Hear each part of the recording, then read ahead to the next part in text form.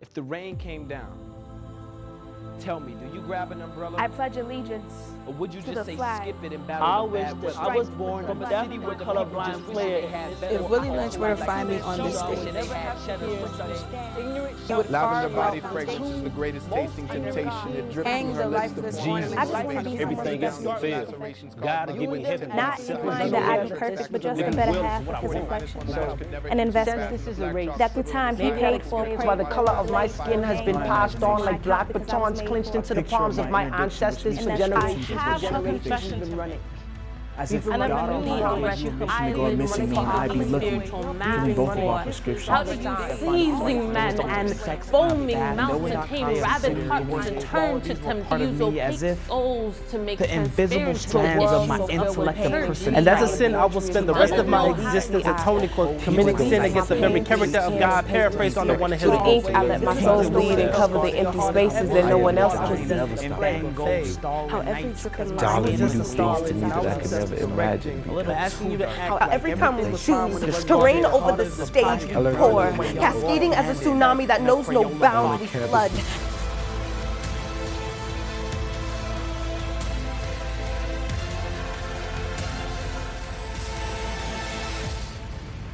Welcome to the golden age. My father is probably the worst magician of all time. He never quite understood the concept of illusions, like he couldn't pull rabbits out of hats because he was a rolling stone, so wherever he leave his hat would become too crowded to be a home. And he could saw women in half, but only vertically from the pelvis to the calf, and when he was done, he would leave them there to put themselves back together. And he even made himself disappear. But all good magicians know how to bring themselves back, and my father hasn't quite mastered this trick yet. I was angry at my mother for not knowing who my father was. And I scribbled a poem about that, about not knowing who to be angry at for basically a lost half of my lineage being completely missing. And then I started writing the piece as I talked to a lot of my friends who were dealing with the same issue. And I didn't want it to be completely from 100% totally from my perspective.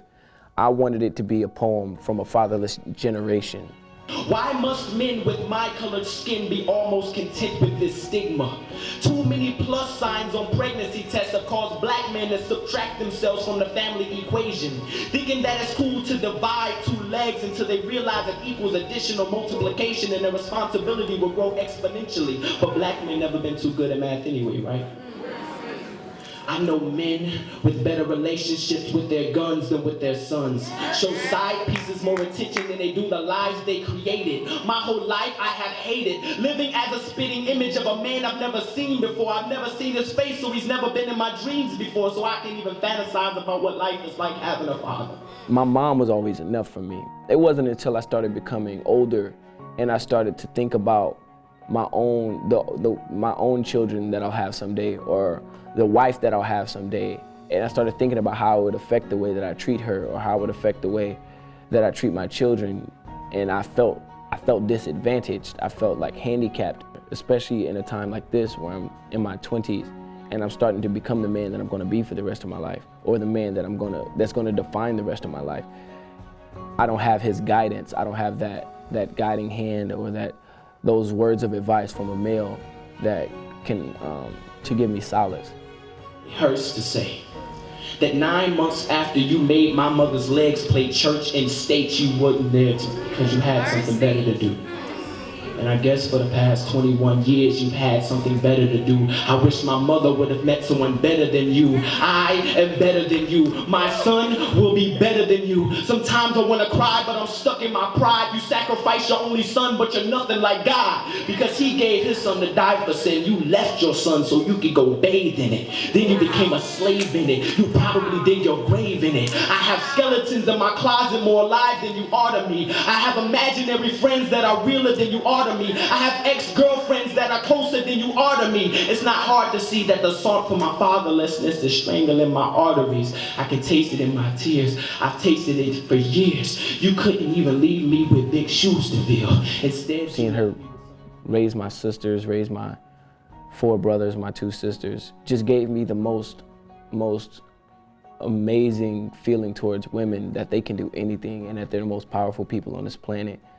I've seen my mom make things happen that seemed like miracles, and she did it without the help of any of our fathers or anything like that. So it just gave me this respect for women just because I seen my mom go through so much, and I would never want to put another woman through the pain that my mother had to go through raising us. And I think that's the only advantage that my fatherlessness afforded me.